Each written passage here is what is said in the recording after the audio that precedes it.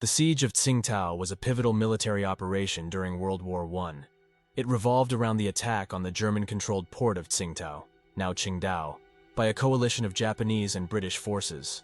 This siege stands out not only for its historical significance as a major land battle in the Asian and Pacific theater during World War I, but also for the complex web of geopolitical factors that led to this confrontation. The late 19th and early 20th centuries saw major colonial powers, including Germany, engaging in a frantic scramble for colonial possessions worldwide. Germany, like other European powers, sought to expand its influence in China. After the Juye incident in 1897, in which 2 German missionaries were killed, China was compelled to lease the Jiaozhou Bay territory in Shantung, now Shandong, to Germany for 99 years. This lease allowed Germany to exert control over the entire province, culminating in the construction of the city and port of Tsingtao. Tsingtao soon became the home base for the German East Asia Squadron of the Kaiserliche Marine, which provided support to German colonies in the Pacific. Rising tensions, the presence of Germany in China's Shantung province drew suspicion from other great powers. Britain in particular viewed Germany's growing influence in China with apprehension. To counterbalance this, Britain entered into diplomatic relations and forged close ties with Japan, ultimately leading to the signing of the Anglo-Japanese alliance on January 30, 1902. For Japan, this alliance was a crucial deterrent against its main rival, Russia. Japan had demonstrated its military prowess by defeating Russia in the 1904-1905 Russo-Japanese War, cementing the alliance. When World War I erupted in Europe in August 1914, Britain quickly sought Japanese assistance. On August 15th, Japan issued an ultimatum to Germany, demanding the withdrawal of German warships from Chinese and Japanese waters and the transfer of control over Tsingtao to Japan. Germany's non-compliance led Japan to declare war on Germany on the following day. As hostilities began in Europe, German naval forces under Vice Admiral Maximilian von Spee were spread across various Pacific colonies, engaged in routine missions. These ships later regrouped in the northern Mariana Islands for refueling. Notably, SMS Emden ventured into the Indian Ocean, while the rest of the squadron moved to the west coast of South America. In the Battle of Coronel, the German squadron defeated and destroyed 2 cruisers of the British Royal Navy. However, the German fleet itself met its demise in the Battle of the Falkland Islands in the South Atlantic. Anticipating potential threats, Germany had considered the defense of Tsingtao in the early 20th century, following the Boxer Rebellion. The port of Tsingtao was situated on a peninsula, isolated from the rest of the landmass by steep hills. The main defensive line consisted of 3 key hills: Mount Moltke, Mount Bismarck, and Mount Iltis. Fort Bismarck, with its 4 11-inch howitzers, held the heaviest firepower. Fort Moltke, on a hill of the same name, guarded the left flank, while Fort Iltis, atop its hill, defended the right. A second 17-kilometer line of defense was established along a closer series of steep hills, and a final line lay along hills 200 meters above the town. These positions were fortified with trenches, batteries, and other fortifications.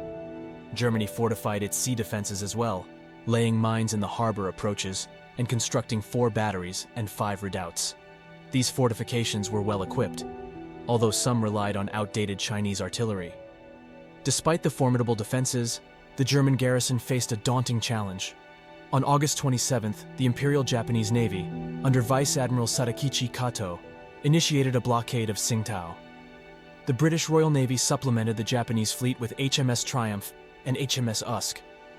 The blockading fleet, mainly composed of aging warships, included dreadnoughts like Kawachi and Setsu, the battlecruisers Kongo and Haie, and the seaplane carrier Wakamiya.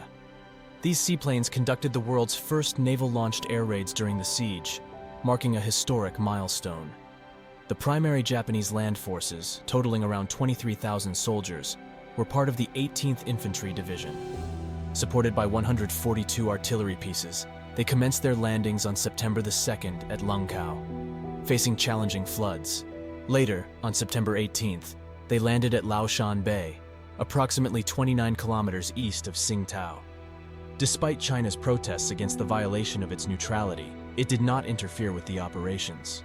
Concerns about Japan's intentions in the region prompted the British government to send a small British contingent from Tientsin Led by Brigadier General Nathaniel Walter Barnardiston, this 500-man force included soldiers from the 2nd Battalion, the South Wales Borderers, and later the 36th Sikhs. To prevent friendly fire incidents, British troops were provided with Japanese raincoats for easy identification. Realizing the imminent threat to Tsingtao, Germany concentrated all available East Asian troops in the city. Kaiser Wilhelm II, the German emperor, emphasized the importance of defending Tsingtao, famously stating that surrendering Tsingtao to the Japanese would be more shameful than surrendering Berlin to the Russians.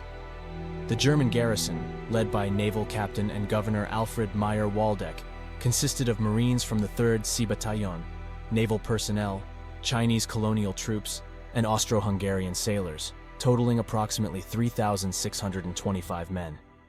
Naval skirmishes occurred during the siege. The German torpedo boat S-90, along with the German gunboat SMS Lauting and a shore battery, damaged HMS Kennett of the China Squadron on August 22nd. However, the Triumph sustained slight damage from a German shore battery on October 14th. The Japanese seaplane carrier Wakamiya launched the world's first air-sea battle in history, when a Farman seaplane attacked the German ships Kaiserin Elizabeth and Jaguar in Chaozhou Bay with bombs. As the Japanese approached Tsingtao's defenses, Meyer Waldeck withdrew his forces from the outer defensive lines, consolidating his troops along the innermost line of defense near the town's hills. The Japanese encountered formidable resistance. On September 27th, in an ill-fated frontal assault, Japanese forces, caught in a deadly crossfire, suffered heavy casualties. From their vantage point on the summit, the Germans unleashed a barrage from 4 Maxim guns, while their naval vessels shelled exposed slopes, nearly routing the Japanese right flank. The intervention of the Allied fleet was crucial in preventing a Japanese defeat. As the siege wore on, German naval vessels trapped in the harbor, including Cormoran, Iltis, and Lux, were scuttled on September 28th. Japanese forces seized control of Jiaozhou and the Shantung Railway. By November 6th, the German defenders had run out of ammunition, making surrender inevitable.